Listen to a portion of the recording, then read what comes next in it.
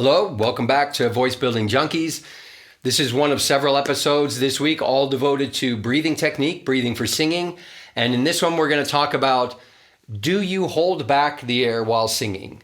Okay, you hear this a lot, and you hear both ends of it. Never hold back the air and always hold back the air. So let's kind of dive into this. There are 5 ways to hold back the air while singing. There's kind of 7. We'll talk about all 7, but there's really 5. And we'll go kind of from top down. There are the lips, there is the tongue, there is the jaw, there is the false vocal folds, and there is the diaphragm.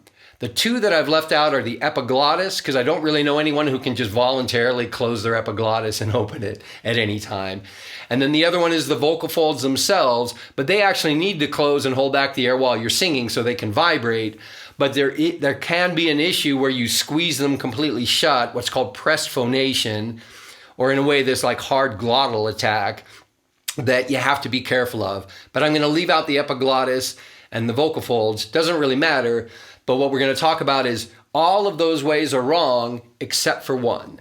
And if you look at all 5 of them or all 7 of them, and you practice the old Sesame Street game, one of these things is not like the other, you'll notice real quickly that all of them exist at or above the vocal folds except one, and that's the diaphragm.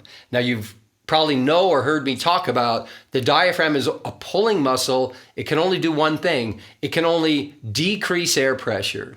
However, you can use the diaphragm while you're singing to reduce airflow. In fact, this is a sign of professional singing. This is a big part of what's called Italian bel canto breathing or appoggio. It's called la Lata vocale, which in less romantic English is actually called diaphragmatic co-contraction, which means as you're exhaling and using the muscles of exhale to move air out, the diaphragm is still active and it's reducing the airflow. So it's kind of fighting with the muscles that are moving air out to move air back in, but the muscles that are moving air out are winning, and that's why you're making sound, but you're still slowing the release of air. And this is really important, especially at onset, especially if you're singing big, strong high notes and you need to take a big breath for the phrase, but you can't let all that air blast through your vocal folds right at the beginning of onset. You need the diaphragmatic co-contraction to slow that release, especially at onset. And then as you get moving through the phase, you don't need as much of that diaphragm activity, okay? So do you hold back the air while singing? Yes, but only from below the vocal folds. Everything else needs to stay wide open. The biggest criminal is the false vocal folds. So closed throat and open throat in classical training, which applies to all genres, all singing, begins at the lower throat, not the back of the mouth, but the lower throat at the false vocal folds, which is millimeters above your true vocal folds. And those must be retracted or deconstricted or open really at all times if you can, especially in your training. There's some sound effects you can get from closing the false vocal folds, and they tend to close it partially, a little bit at higher notes or in certain situations. It's just you can't have them close severely or it'll mess up your singing.